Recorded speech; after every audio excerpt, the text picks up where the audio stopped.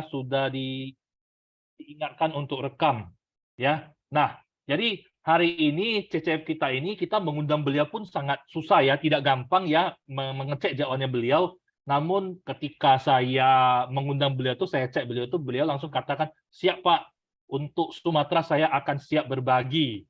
Wih, mantap sekali ya. Jadi inilah narasumber kita, yaitu berasal dari Riau ya. Berasal dari Riau, ya tepatnya Lokan Hilir atau mana ya, nanti kita akan, belajar dengan beliau, kita akan, berkenalan dengan beliau ya, yaitu Bapak M. Yusuf, Sarjana Pertanian, dan ternyata di Tiansi beliau juga sudah bintang 7. Wih, Pak Yusuf, apa kabar Pak Yusuf?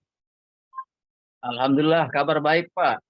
Wah, luar biasa Pak Yusuf ya, terima kasih kontribusinya yang mau Alhamdulillah, sediakan Pak. waktu berbagi sama kita ya. Ya, Ini tadi di kolom chat itu Pak Teddy sudah ini ngecengin Bapak ya.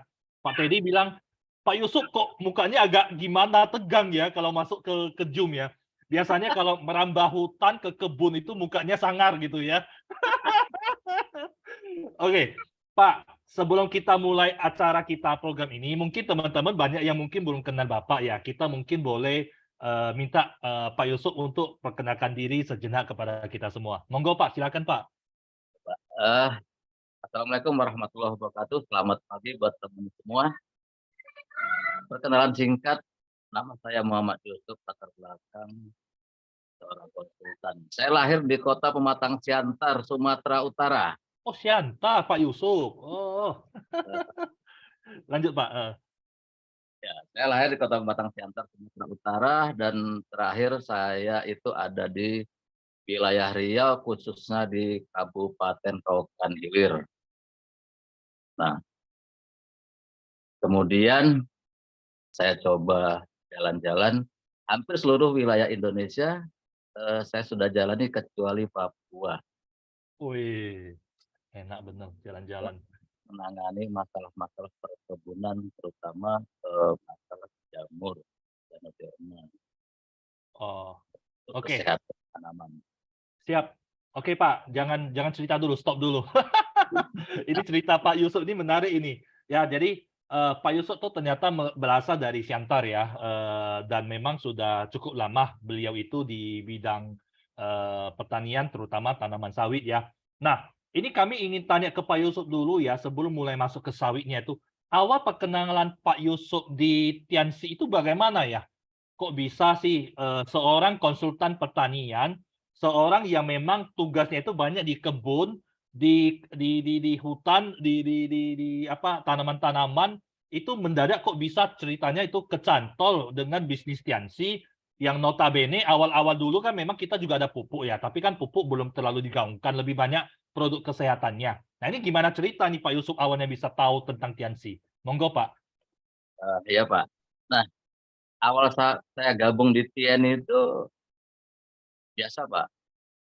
Leader-leader TIEN atau member TIEN ini kan semua bersedia masuk ke kantor saya waktu saya stay di Palembang.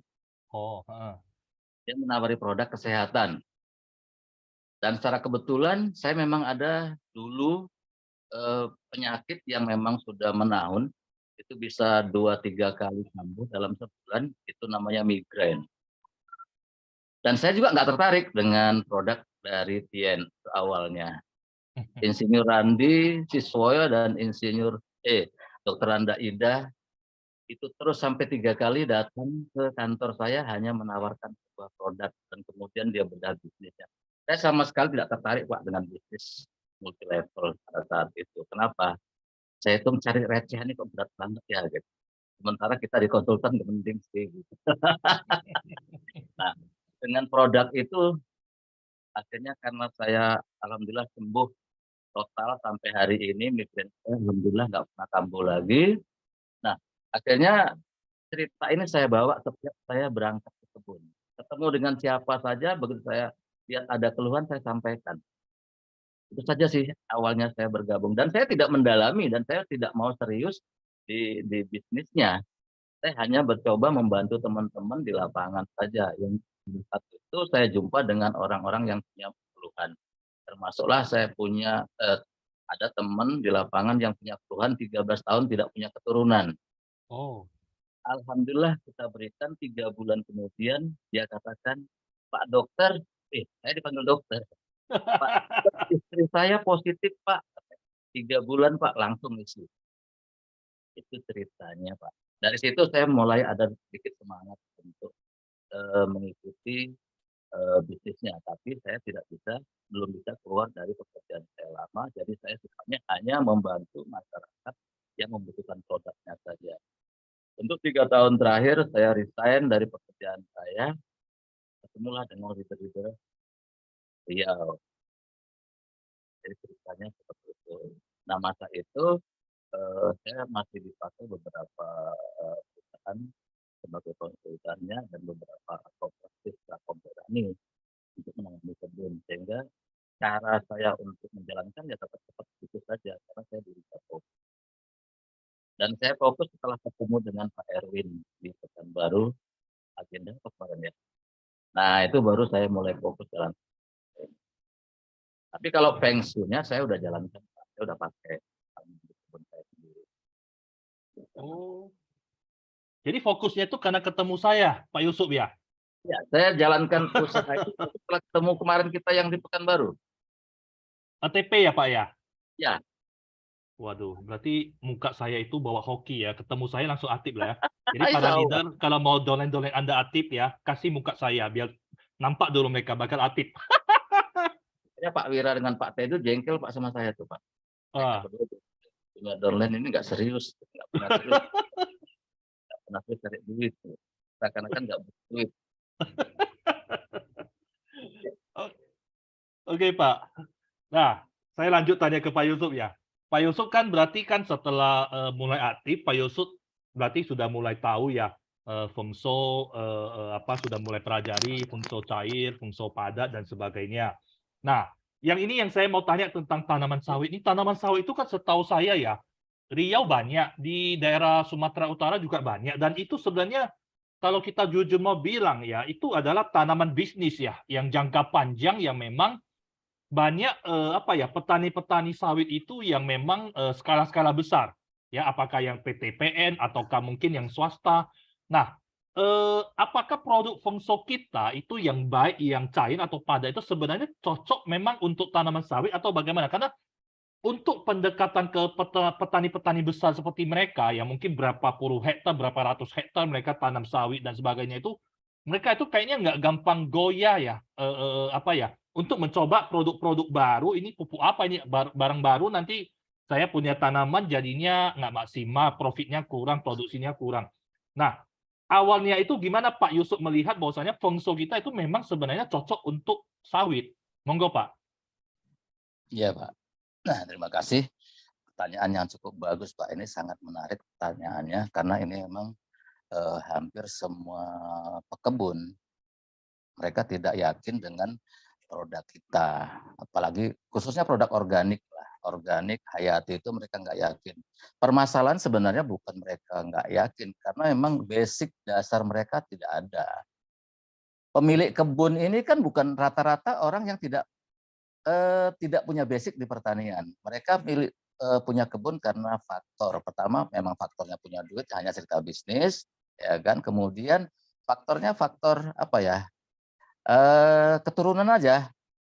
Karena bapaknya petani, anaknya jadi petani begitu kan. Jadi dia tidak punya basic. Nah kemudian selama ini kita masyarakat Indonesia setelah diciptakan pupuk-pupuk urea, TSP, KCL, semua kan dijejali dengan itu saja. Seakan-akan NPK itulah yang bisa menyelamatkan tanaman. Mmm. Padahal dulu di tahun 80-an kita dikasih NPK, urea gratis saja kita nggak mau Pak petani Pak. Dikasih gratis Pak, zamannya Mbah Harto itu dikasih gratis, petani nggak mau, gitu. Apalagi petani hortikultur, karena begitu ditaburkan ke tanaman, tanaman mati, layu, karena kita nggak tahu caranya dan nggak tahu ilmunya bagaimana menggunakan. Nah, organik juga begitu. Sekarang ini kita harus memang kalau kita mau, pasar kita bagus, ya kita harus terus-menerus memberikan, pemahaman ilmunya kepada para petani itu. Kalau enggak ya enggak jadi, kalau hanya setengah-setengah, karena mereka sudah dalam otak mereka itu adalah NPK, urea, TSP, KCl, itulah yang bisa menyelamatkan tanaman, itulah yang menghasilkan, maka mereka sulit. Nah, itu yang sekarang yang harus kita hadapi, Pak. Jadi kita benar-benar paham dengan produk kita, kekuatan kita, kita bisa menyampaikan sesungguhnya kepada pemilik. Nah, dasarnya kita, kok ganggu ya? Dasar kita itu, pertama tanaman itu akan tumbuh sehat kalau ada 16 kandungan hara di dalamnya, dalam tanah atau sekitarnya. 16 kandungan hara. Kalau tidak ada ke-16-nya, maka tanaman itu pasti tidak subur, tidak sehat. Itu basic dasar yang harus kita miliki. Nah, Feng Shui itu memiliki semuanya. Ya, memiliki semuanya. Jadi menghadapi para pengusaha-pengusaha atau petani-petani berkebun luas memang tidak gampang. Seperti yang Pak Arwin bilang, mereka itu sudah punya langganan, sudah punya tempat belanja, bahkan bisa ngutang, bisa bayar sekian kali. Jadi itu sulit menggesernya. Tetapi karena produk kita ini cukup bagus dengan cost yang sangat rendah, cost kita sangat rendah, Pak. Ya, cost untuk petani sangat rendah. Kita akan bergemingnya di sana, di cost dan kekuatan produknya. Jadi kalau saya hitung dari Feng Shui cair, Feng Shui padat, dan Feng Shui hayatinya, yang cair kita saja sudah mampu menyelesaikan masalah, apalagi ditambah dengan keduanya, ya kan? Nah, mikroba kita ini sepanjang saya hampir 15 tahun di konsultan ini yang memang bergelut di bidang organik dan hayati, mikroba kita yang cukup besar, Pak. Saya pikir ini nggak ada tandingan di produk manapun. Ini nggak ada tandingan. Besar dalam artinya apa, Pak Yusuf? Jumlahnya banyak gitu? Jumlahnya, Pak. Jumlah mikroba kita sampai 4 triliun ini kan cukup luar biasa. Di cairnya, Feng Shui cair kita. Nah, jadi kalau kita lagi masih mau cerita urea, ngapain sih kita perpanjang cerita urea gitu? Kenapa? Karena mikroba kita mampu menangkap N dari udara bebas. Urea itu kan kandungannya N. N dari udara bebas bisa kita tarik melalui rhizobiumnya, ya kan, ke dalam tanah yang akan nanti disuplai ke tanaman itu gitu. Jadi ngapain kita lagi pusing gitu kan? Kemudian kita punya bacillus. Bacillus kita sangat tinggi sekali. Ya kan? Nah, jadi artinya bahasa sederhana, bahasa kampung kita punya mikroba atau punya bakteri, kalau mikroba nggak paham, punya bakteri yang begitu bagus, begitu kuat, bisa untuk menggantikan pupuk yang ada, yang dalam bentuk kimia. Nah, semua kandungan hara atau pupuk yang kita butuhkan itu kan ada di alam sebenarnya, di udara ini. Iya. Jadi pabrik-pabrik pupuk itu juga kan dia tidak bisa ciptakan, dia hanya tarik dari N dari udara dengan menggunakan amonia supaya dia bisa berkumpul, kan begitu saja. Nah, jadi kita punya kekuatannya gitu loh. Makanya saya tidak ada ragunya untuk menyampaikan Feng Shui, apalagi sekarang sudah keluar 3 varian gitu kan. Jadi ketiga varian kita ini kan saling mendukung. Apalagi ada Feng Shui hayati kita, Pak. Itu kan luar biasa sekali. Ingat, yang perlu kita pahami kalau kita kebun kelapa sawit, Sumatera Utara kan generasi ketiga sawit kita. Generasi ketiga. Generasi ketiga. Kalau 25 kali 3 berarti sekarang umurnya mengarah ke 70 tahun. Tanah itu sudah dihantam oleh kimia. Nah, makanya Sumatera Utara itu, kalau Riau ini kita masih endemik ya, endemik Ganoderma. Tapi kalau Sumatera Utara itu sudah masif, Pak. Sumatera Utara itu sudah masif. Tidak ada lagi alasan kalau orang Medan yang punya kebun di Medan, dia tidak menggunakan trichoderma. Kalau dia tidak mau menggunakan trichoderma, maka mereka akan siap dengan kerugian yang cukup besar. Kalau kita perhatikan, Pak, di Sumatera Utara kisaran itu, sekitar kisaran arah ke Siantar, itu kita perhatikan. Umur 8 tahun setelah direplanting, mereka bisa replanting kembali. Alasannya sudah 50% yang mati karena Ganoderma. Jadi kita punya trikonya. Jadi nggak ada alasan lagi kalau kita tidak bisa jualan. Nah, jadi kita nggak ada alasan kalau kita nggak bisa jualan lagi tentang pupuk Feng Shui kita. Pupuk Feng Shui kita, ya selama yang saya hadapi di lapangan, selama produk-produk yang saya sampaikan ke lapangan, ini adalah yang terbaik. Wow, luar biasa. Yang terbaik, Pak. Dari mana saya bisa melihat itu yang terbaik? Dari jumlah mikroba yang dimilikinya. Dari jumlah mikroba yang dimilikinya. Kekuatan kita di mikroba. Nah, jadi banyak petani yang bertanya, ya kan, Pak, organik itu kan kandungannya kecil, ya kan? Apa mampu, Pak? Sementara kalau rekomendasi untuk menggunakan bahan kimia, N saja, urea saja, itu di tempat-tempat tertentu itu bisa 7 kilo per tahun. Fosfatnya bisa sampai 8 kilo per tahun. Bahkan untuk KCl-nya atau kaliumnya itu sampai 13 kilo per tahun. Sementara yang ada di pupuk organik itu kandungan NPK dan mikronya itu sangat kecil. Itu kan selalu menjadi pertanyaan buat pemilik kebun ke kita. Nah, sekarang kita balik tanya gitu, ke petani, apakah kita tahu bahwa kandungan pupuk kimia yang begitu besar itu terserap dengan baik oleh tanaman. Contoh urea. Urea tingkat pemuaian sangat tinggi, apalagi di musim kemarau penaburannya.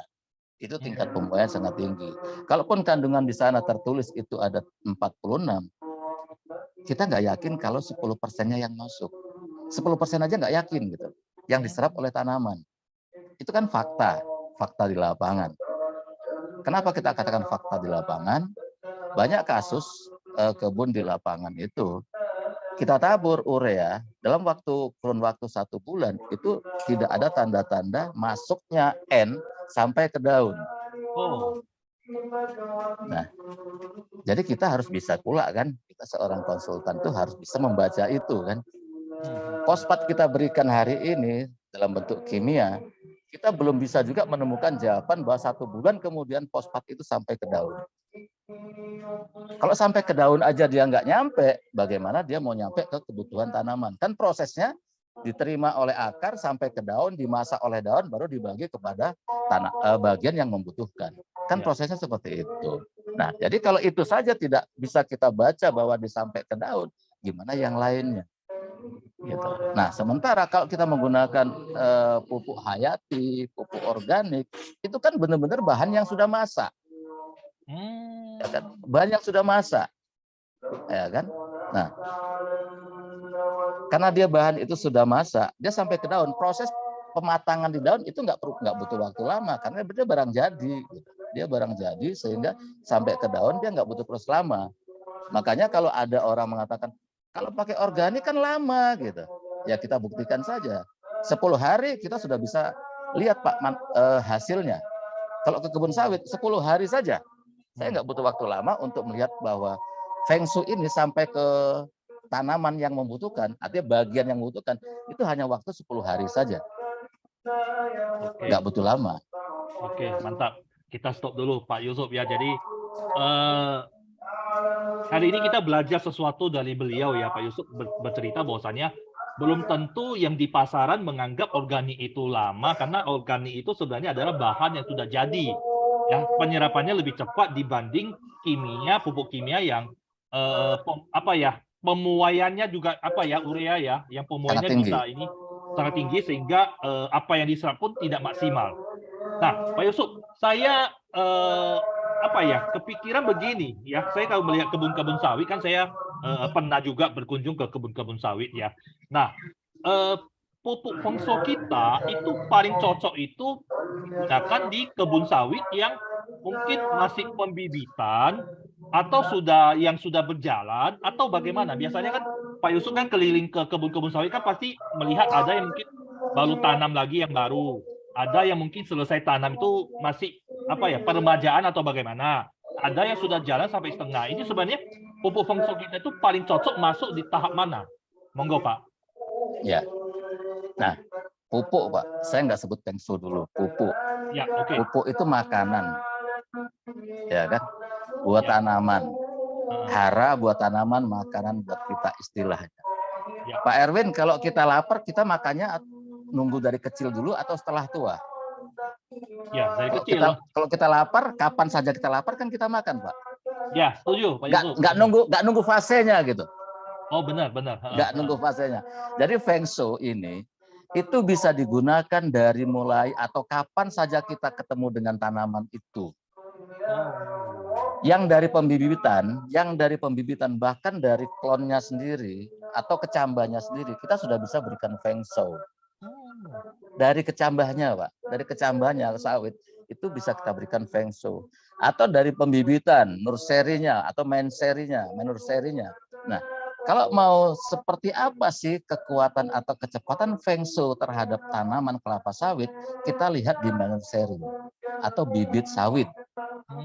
Nggak usah nunggu besok, Pak.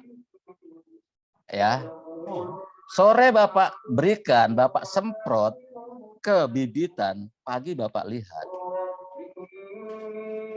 Jadi nggak usah nunggu besok. Sore ini kita semprot ke bibitan, ya kan, dengan basah. Paginya Bapak lihat. Bapak boleh bandingin deh. Kita boleh bandingin. Kalau kita punya nggak usah banyak 100 batang bibitan. Yang 50 batang kita kasih Feng Shui sore ini. Besok pagi kita bandingkan dengan sebelahnya yang tidak kita kasih. Itu sudah terjawab langsung. Oh, gitu cepat ya prosesnya, Pak. Jadi tidak perlu lama. Sama dengan waktu saya presentasi di kebun singkong juga kan seperti itu. Jadi nggak butuh lama, Pak, untuk pembuktian. Bahkan kalau kita mau serius, Pak, jam 4 sore setelah agak redup, kita semprot, kita tungguin tuh tanaman, kita tungguin tuh bibitan. Seperti apa dia perkembangannya. Nah, jadi nggak butuh lama kadang-kadang.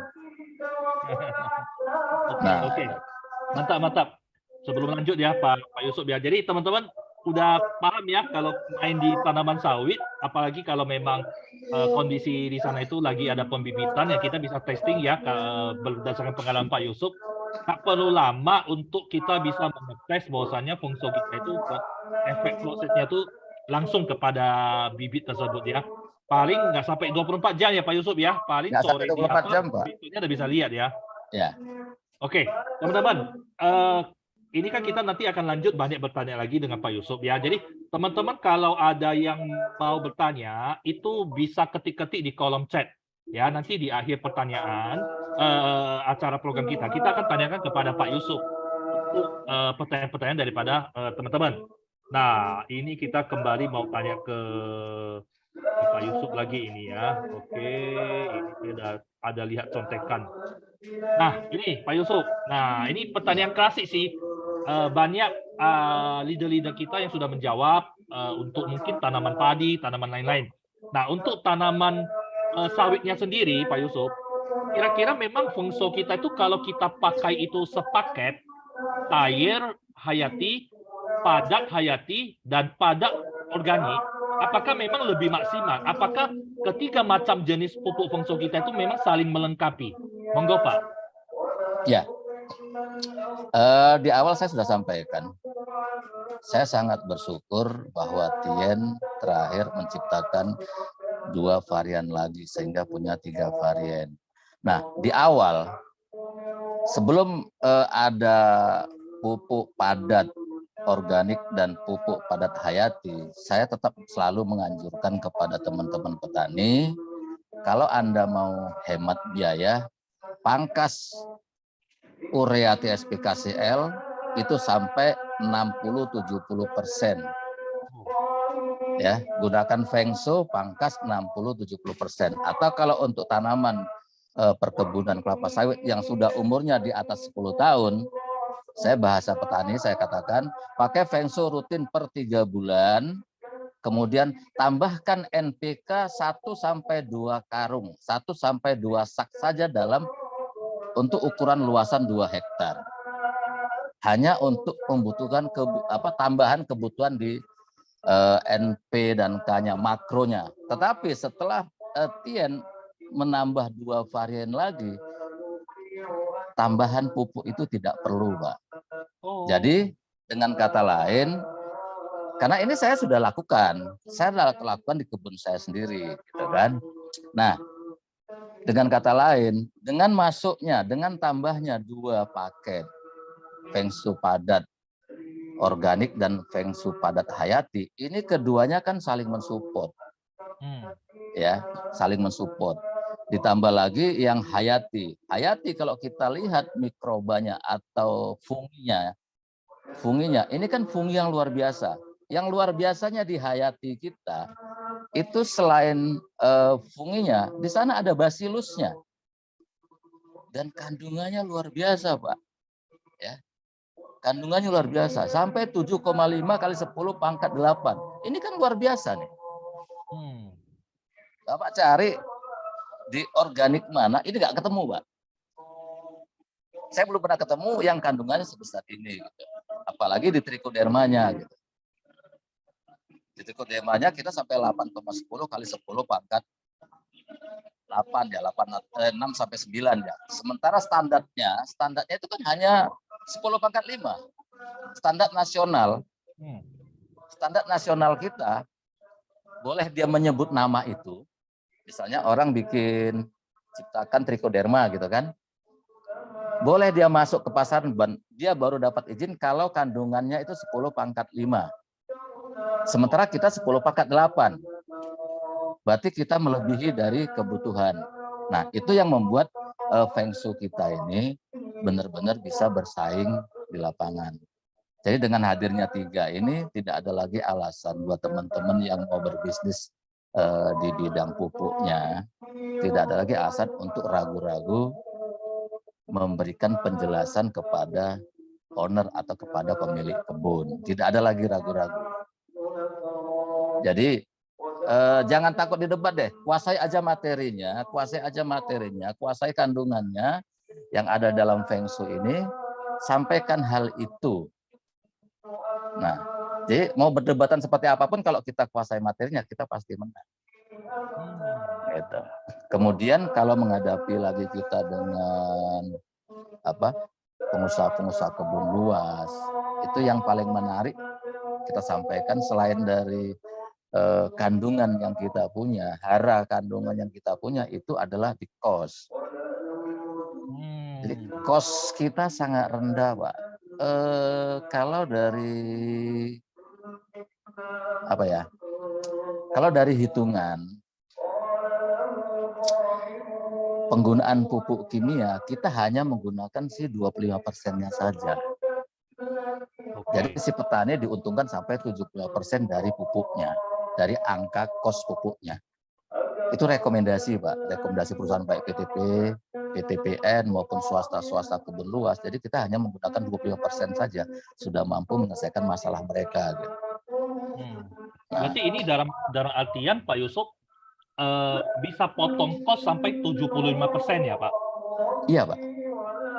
Jadi mereka anggap aja 1 hektar pemakaian pupuknya itu mungkin 50 juta. Berarti 75% dari 50 juta itu safe ya? Sekitar 15 juta selesai masalah. Oh, 15 juta ya per hektar ya? Bukan. Oh, kalau dari contoh 50 juta itu? Dari contoh tadi 50 juta. Kalau per hektar kita per aplikasi cuman paling di angka seputaran 1.500.000 per aplikasi. Per 2 hektarnya. Bukan per hektar, per 2 hektarnya. Per 2 hektar 1.500.000. Itu kalau pakai Feng Shui? Ya. Kalau pakai pupuk kimia yang biasa, yang standar mereka lakukan pakai kimia gimana? Ya. Kalau pakai kimia per 2 hektarnya ya nggak kurang dari 5 juta. Oh. Kalau udah di bawah 5, apalagi dengan harga sekarang, apalagi dengan pupuk harga yang gila-gila sekarang ini, itu bisa 5 sampai 7 juta per aplikasi. Oke. Nah, teman-teman, ambil satu pelajaran ya dari Pak Yusuf ya. Jadi kalau ketemu petani, pekebun besar, lahannya yang luas, ingat harus cerita masalah cost juga. Lagi daripada kita cerita juga mikroba yang luar biasa dan sebagainya itu, jangan lupa cerita dari masalah cost. Bahwasanya produk dengan memakai Feng Shui, kebun-kebun yang memakai Feng Shui itu kita bisa hemat sampai 75%. Nah, menarik. Pak Yusuf, ini saya mau tanya ya tentang produksinya. Produksi ya, kalau pakai pupuk biasa, mungkin 1 hektar ataupun 2 hektar menghasilkan sekian ton. Nah, dengan penggunaan Feng Shui, di mana pupuk kimia saja kita sudah cutting cost-nya 75%, hasil produksinya bagaimana, Pak Yusuf? Monggo. Nah, tanaman itu akan tumbuh sehat, akan tumbuh sempurna apabila kita kasih makan dengan secara sempurna.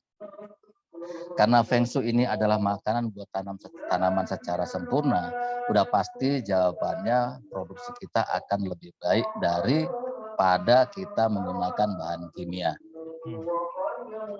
Kalimat ini saya sampaikan karena kebun saya juga hasilnya seperti itu. Jauh lebih baik daripada teman-teman yang masih fokus menggunakan bahan kimia. Ya. Jadi keuntungan lain, kan sawit ini nggak bisa kita sulap. Nggak bisa kita sulap, artinya dalam waktu sekian bulan terus hasil kita menjadi banyak, jumlah tandan kita menjadi banyak, itu tidak bisa. Ya, karena sudah memang ada bentuk generatifnya yang memang sudah menjadi angka pasti buat tanaman. Setiap pelepah cuma satu, dan yang jadi pasti kan tidak setiap pelepah dia tumbuh bunga betina. Ya, dalam generatifnya dia 21 kan. Nah, jadi itu kan nggak bisa kita paksakan yang 21 menjadi 11. Nah, kan nggak bisa, nggak mungkin. Nah, jadi tetap keuntungan kita setelah menggunakan Feng Shui, kalaupun jumlah tandan kita belum naik, tapi BJR kita sudah naik. 1 bulan saja kita gunakan Feng Shui sempurna, BJR kita sudah naik. 1 bulan saja kita sudah menikmati, sudah merasakan kenaikan di BJR-nya. Kalau jumlah tandan nggak mungkin. Jumlah tandan itu akan kita dapati setelah 6 bulan kemudian. Ya, setelah 6 bulan kemudian jumlah tandan bisa kemungkinan naik, tapi di 1 bulan setelah kita gunakan BJR kita naik. Nah, itu yang buat nyaman kita di Feng Shui ini, yang buat kita nggak pernah ragu-ragu untuk menyampaikan kepada petani. Kemarin sore saya juga baru closing itu untuk 10 hektar ya bersama dengan Pak Wira, yang dia sangat berhati-hati untuk pupuk, tapi begitu saya sampaikan ternyata closing untuk 10 hektar kemarin sore. Nah, itu. Jadi kita nggak perlu ragu-ragu, pokoknya kuasai dulu materinya, kandungannya, kita nggak usah ragu-ragu menghadapi masalah di lapangan. Nah, Oke, mantap ya. Teman-teman ya, kita bacakan nih ada berapa pertanyaan sudah masuk ke dalam kolom chat ya. Jadi kita tanya ke Pak Yusuf ya, kebetulan beliau masih hadir ya. Oke. Bagaimana cara pemupukan untuk tanaman padi, jagung, sawit? Mungkin pertanyaan lebih umum aja sih. Cara kita menerapkan ke sawit dengan padi dan jagung itu ada perbedaan besarnya atau hampir mirip-mirip, Pak Yusuf? Monggo, Pak. Penerapannya hampir mirip, yang beda hanya cara mengaplikasikan. Kenapa hampir mirip? Karena sama-sama kita cairkan. Ya, sama-sama kita cairkan karena kita ada padatan, kita cairkan, kita berikan waktu dia jeda 15 sampai 30 menit sebelum kita aplikasi. Kenapa? Harus ada jeda 15 sampai 30 menit. Kita berharap posisi mikroba kita itu posisi normal atau posisi dimati surikan oleh pabrikan ya. Setelah kita campur dengan air baru mereka hidup. Harapan kita, kenapa 15 sampai 30 menit? Itu bukan sekedar untuk hidupnya mikroba yang kita miliki, tapi dalam waktu singkat itu kita berharap pemecahan atau perkembangbiakan mikroba itu baru kita gunakan. Nah, kalau kita ke padi, jagung, hortikultur ya, hortikultur pada dasarnya padi, jagung itu kita lebih banyak menggunakan hand sprayer, penyemprotan. Penyemprotan. Kalau ke sawit, tanaman keras, kita gunakan pupuk kocor, ya kan? Kita kocorkan, kita kelilingkan ke bagian bawah batang. Atau masalah jaraknya berapa, terserah kita. Fleksibel saja, bisa 1,5 meter, bisa cuma 1 jengkal, fleksibel saja. Di mana amannya. Nah, itu. Oke, siap. Terima kasih, Pak. Itu kalau untuk yang cair ya. Kalau untuk yang padat kita udah dicampur dengan air terus kita diamkan seharian ya, Pak ya? Nggak harus, Pak. Nggak harus ya? Nggak harus. Cukup 15 menit saja. Yang penting kan padat kita itu di dalamnya kan ada mikroba ya. Nah, Oh, yang padat juga 15 menit cukup ya Pak Yusuf ya? cukup Pak, cukup. Yang penting dia cepat kita aduk aja, cepat kita aduk karena mesh kita kan sangat halus banget tuh Pak. Mesh kita Tepungnya sangat ya. halus, apalagi yang triko ya. Triko itu sangat halus sekali. Itu kalau kita tabur, kita masukkan ke air, dia selalu berada di permukaan malah. Dia nggak langsung masuk seperti yang organik. Nah, karena ini kita butuh aduk supaya betul-betul dia bisa cepat larut dengan air. Oh, oke. Ini ilmu baru ini untuk kita. Ya, jadi teman-teman kalau biasa jual yang cair kan teman-teman biasanya ngomongnya itu cepat penerapannya. Kalau jual yang padat biasa teman-teman ngeluh itu harus jedanya agak lama. Nah, ternyata enggak ya teman-teman ya. Ya, Pak. Hanya jeda 15 menit aja sudah bisa langsung diaplikasikan ke tanaman ya. Ya. Oke Pak, siap. Nah, sedikit saya tambahin. Siap, Bu. Untuk tanaman hortikultur, Pak. Sedikit saya tambahin saja supaya kawan-kawan lebih mudah meyakinkan. Itu feng shui kita ini bisa mengurangi hama dan penyakit. Bukan saja pupuk, ya. Kalau misalnya punya tanaman cabai, di sana ada jamur putih atau hama-hama yang lain seperti yang kupu yang selalu nempel putih-putih itu, semprot saja pakai feng shui, insya Allah nggak tahu saya mati atau tidak, yang pasti dia akan hilang dari tanaman kita. Oh gitu. Jadi nggak perlu lagi beri racun ya? Oh nggak usah. Sayang. Kenapa sayang? Karena mikroba kita nanti mati, Pak. Oh. Ya. Kalau betul-betul tidak insiden, tidak terlalu serius masalahnya, nggak usah pakai racun. Cukup pakai feng shui aja. Jadi benar-benar menghemat. Hama wereng di padi itu akan kabur. Oh. Saya pastikan kabur hama wereng di padi. Nah, nih teman-teman ya, dapat satu ilmu lagi ya. Jadi jangan serta-merta tanamannya itu kena serangan hama atau apa, langsung terkejut, langsung pergi beri racun ya. Ternyata dengan campuran feng shui juga bisa menangani, membantu. Ya. Mantap. Ini ada pertanyaan lagi Pak Yusuf ini dari Bu Lina dari Kaltim. Jauh banget. Oh, jauh Kaltim ya. Ternyata nggak Sumatera aja ya. Iya, banyak yang dari daerah-daerah jauh nih. Bahkan banyak yang karena di Indonesia Timur itu mereka lagi sholat Jumat ya, minta rekamannya Pak Yusuf. Untuk tadi gitu, saya rekam. boleh. Iya. Nah, ini mereka tanya ini Pak Yusuf. Ya, 1 hektar sawit itu kalau yang padat 500 gram, itu bagaimana penerapannya dengan yang cair? Apakah yang cair duluan, yang padat itu nanti belakangan atau bagaimana? Selang-selingnya bagaimana istilahnya? Nah, Pak, saya ini petani, ya kan? Saya petani. Saya ingin bagaimana kos itu menjadi rendah, pekerjaan itu menjadi mudah, ya kan? Kalau kita pisahkan, nggak ada masalah dan tidak mempengaruhi apa-apa gitu loh. Tepan yang pasti kosnya naik. Oh iya. Kos penaburan kan. Kita campur saja. Karena mereka kedua ini tidak ada yang bertolak belakang, semuanya saling membutuhkan. Kita campur saja. Oh, boleh campur ya, yang cair sama yang padat ya? Boleh lah. Kan organik. Ya kan? Organik tambah dengan mikroba, nggak ada masalah. Malah bagus gitu loh. Kekuatannya bersamaan. Oh. Campur lagi sama trikonya, Pak. Itu lebih keren. Ketiga-tiganya campur sekali, lebih keren. Jadi kosnya sangat rendah sekali. Oh, benar ya. Karena yang kita pikirkan 3 jenis yang berbeda. Berarti cara penerapannya ini berbeda-beda. Itu yang logika masyarakat umum yang berpikir bahwa wah ini repot nih. Cair kapan taruh, yang padat kapan dicairkan, kapan taruh, nanti yang ini kapan lagi gitu kan. Repot benar. Wah, mantap ini Pak Yusuf nih kasih ilmunya. Nah, ini Pak, ada satu lagi nih, petani jagung nih dari Bu Devita. Petani jagung sebelum bibit dimasukkan ke dalam lubang tanam, bibit itu dikasih regen, antisipasi agar bibit tidak diganggu semut. Itu gimana tuh Pak? Apakah kita ingin rendam bibit dengan feng shui?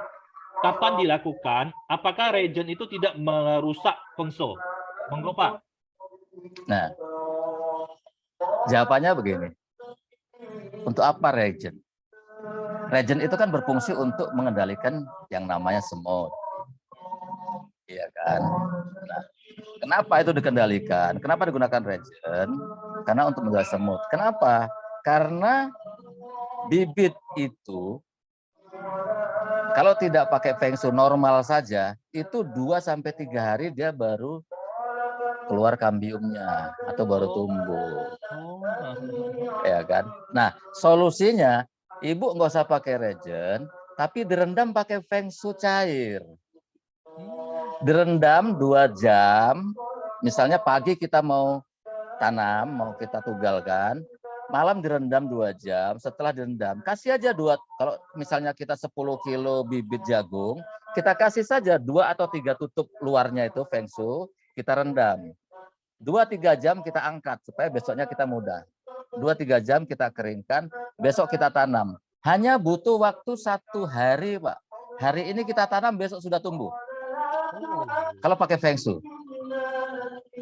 Karena di dalam Feng Shui ternyata punya JPT, zat perangsang tumbuh. Jadi nggak butuh nunggu 2 hari, nanti kalau butuh 2 hari ada burung makan bibit, ada semut segala macam kan. Nah kalau 1 hari 1 malam kita sudah tumbuh, berarti besok sudah tidak ada lagi pengganggunya. Oke. Berarti regen itu sebenarnya tidak perlu ya, karena sehari aja sudah tumbuh ya. Nggak perlu, Pak. Wis, mantap ini, luar biasa. Wah, banyak sekali ini pertanyaan untuk Pak Yusuf ini. Harus bayar tuh, Pak. Pak harus bayar tuh yang nanya-nanya tuh. Harus bayar. Iya. Pak, mau tanya cara teknis aplikasi untuk 1 hektar sawit butuh berapa liter? Apa butuh didiamkan? Bagaimana penggunaan dengan sprayer? Kapasitas biasa yang 16 liter untuk berapa batang sawit? Nah, kata kuncinya, tapi itu rekomendasi saya, dan itu berlaku pula sama teman-teman dari Riau kan, rekomendasi kami. 1 liter itu untuk 50 batang sawit. Ya, cara aplikasinya menurut saya sangat mudah, fleksibel, tergantung kondisi kebun. Kalau memang sumber airnya bagus, dalam 1 liter Feng Shui itu untuk 50 batang sawit dicampurlah dengan 50 liter air supaya bagian per pokoknya dapat 1 liter. Tapi kalau memang air sangat sulit, mungkin terlalu jauh mengangkat airnya, pakai saja 1/2 liter. Jadi 1 liter Feng Shui yang sudah dicampur dengan Feng Shui padat dan hayati tadi, dicampurkan dengan 25 liter air dibagi ke 50 batang sawit. Jadi bagian per batang sawit hanya 1/2 liter air. Bagaimana cara aplikasi? Pak, dikit kali. Bagaimana cara aplikasi? Apakah kita kelilingkan? Harapan saya tidak. Kenapa? Supaya dia jangan kering tertempa matahari. Bagi saja, karena dia 1/2 liter dikit, bagi saja 4 atau 5 titik. Supaya dia bisa langsung meresap ke tanah, supaya langsung dingin. Nah itu. Terus berapa kebutuhannya? Jelas, kalau dia 1 liter untuk 50, untuk 1 hektar kurang lebih 3 liter saja, atau 3 paket saja per 1 hektar. Karena 1 hektar sawit kurang lebih di angkanya 125 sampai 140 batang sawit. Atau kalau dia punya 2 hektar, bisa 5, bisa 6 liter atau 6 paket. Makanya saya bilang tadi di awal, kos kita sangat rendah sekali. Oke. Ya, jadi teman-teman sudah dapat ya, bahwasannya per 50 batang itu 1 liter ya Feng Shui-nya ya. 1 liter Feng Shui, 1 paket lah istilahnya ya. Ya. Jadi kalau tadi bilang 1 hektar itu kurang lebih ada 120-an batang, berarti kan kurang lebih 3 paket. Ya, oke. Ini luar biasa nih, kita dapat ilmu dari Pak Yusuf ini. Oke, ini coba saya lihat lagi, ada pertanyaan enggak? Nah, ada dari Pak Yudi dari Padang ini bertanya ini. Pemakaian pupuk Feng Shui, ini mungkin pertanyaan itu bukan untuk ke sawit aja kali ya. Ya, pertanyaan itu lebih ke ini, pemakaian pupuk Feng Shui itu kita lebih fokus ke tanahnya atau ke tanaman? Semprot ke daun atau ke batangnya, atau memang lebih ke tanah aja? Untuk Pak Yusuf. Ilmu dasarnya gini. Kita harus kembali ke ilmu dasar. Ya. Yang namanya tumbuhan Semua ya, tumbuhan itu semua berarti, termasuk gulma ya. Yang namanya tumbuhan itu punya 3 alat untuk menyerap makanan. Ini perlu dikuasai. Punya 3 alat untuk menyerap makanan. Ada stomata, stomata itu mulut daun namanya. Oke. Ada lentisel, itu ada di batang. Kemudian ada akar. Akar yang akan menyerap makanan adalah bulu-bulu akar. Jadi penggunaan Feng Shui itu bisa kita lakukan di mana saja. Langsung ke daun sampai ke batang ke akar itu lebih jos. Artinya kalau pada tanaman hortikultur Sumatera Barat itu kita semprotkan saja itu lebih bagus. Semprot yang basah.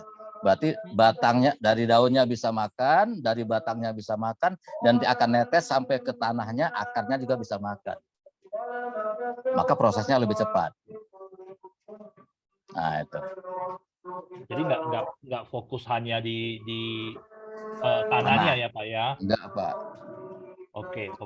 Nah, teman-teman, kita sudah mulai masuk ke penghujung acara ini di program kita ya. Kayaknya ini kalau ngobrol sama Pak Yusuf 1 jam nggak cukup ini ya. Nanti kita buat talk show spesial sama Pak Yusuf itu yang agak panjang ini ya. Nanti kita bawa Pak Yusuf keliling kasih ilmu kepada kita. Nah, itu bayar nanti. Tiket masuknya bayar. Pak, jadi ini teman-teman ini kan yang senang dengan produk Feng Shui, yang mereka juga lagi belajar dan sebagainya. Kan tadi Pak Yusuf sudah kasih banyak ilmu kepada kita.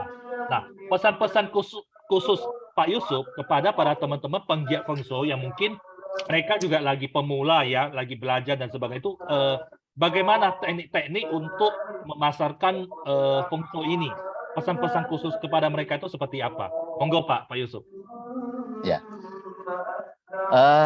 Pesan saya cuma sederhana saja. Kalau kita punya kebun, kita pemakai dulu. Harus pemakai. Ya, toh. Yang kedua, kita knowledge-nya kuasai dong. Belajar knowledge-nya supaya kita bisa berdebat di lapangan. Ya kan? Kalau knowledge sudah kita kuasai, debat di lapangan kita pasti menang. Jadi pertama konsisten, kita jadi pemakai. Kan rata-rata kalau kita Feng Shui, penggemar Feng Shui dia pasti punya kebun.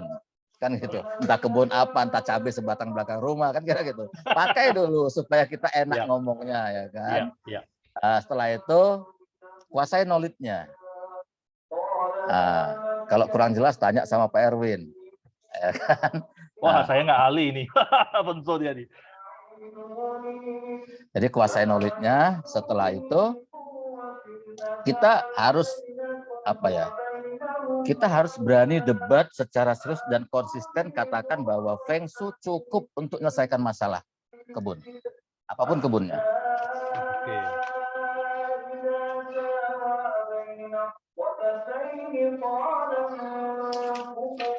Oke, itu yang utama Pak ya.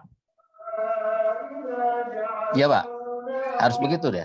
Kalau mau bisa jualan, kalau mau jualan harus begitu. Oke, jadi saya summary-kan ya teman-teman ya, biar teman-teman dapat intinya. Pertama, saran dari Pak Yusuf, pesan-pesan beliau kepada kita semua itu adalah pakai produknya. Ya, kita tidak bisa cerita Feng Shui bagus, bla bla bla dan sebagainya kalau kita tidak pernah pakai. Sebenarnya sama seperti mungkin kita jual kalsium, kita jual zinc, kita jual spirulina. Kalau kita sendiri tidak konsumsi, kita mana tahu efeknya terhadap tubuh bagaimana. Demikian juga Feng Shui. Paling tidak pekarangan rumah itu ada tanaman lah, ditanam, dipakaikan Feng Shui dulu. Ya, jadi itu pertama, pakai produk. Yang kedua itu adalah kuasai knowledge-nya.